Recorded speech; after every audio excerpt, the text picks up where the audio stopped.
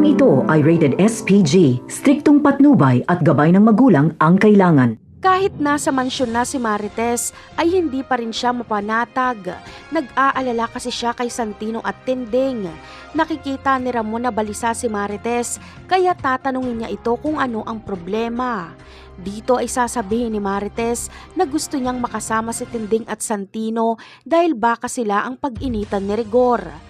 Hindi naman sang-ayon si Ramon na pati si Santino ay tumira sa mansyon. Ang gusto niya ay si Tinding lang dahil anak umano ni Rigor si Santino. Pero ikikwento ni Marites kung paano siya prinotektahan ni Santino laban kay Rigor at sasabihin niya rin na naging mabuting kapatid si Santino kay Tanggol. Kaya papayag na si Ramon na sunduin si Santino at Tinding. Sa mansyon na rin sila titira.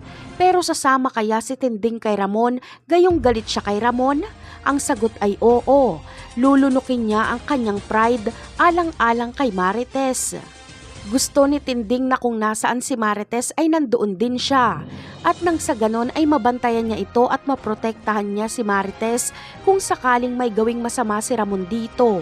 Habang si Santino naman ay sasama rin. Pero ang kanyang pakay ay mag-espiya laban sa mga Montenegro.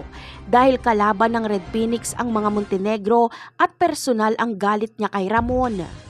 Gusto lang ni Santino na hanapan ng kahinaan ang mga Montenegro at ititimbre niya ito kila Lucio. Gusto din kasi ni Santino na patayin si Ramon. Pero mababago ang pananaw ni Santino kapag makita niya ang kabutihan ni Ramon kay Marites. Makikita ni Santino na masaya si Marites dahil mahal na mahal siya ni Ramon. Kaya magbabago ang isip ni Santino.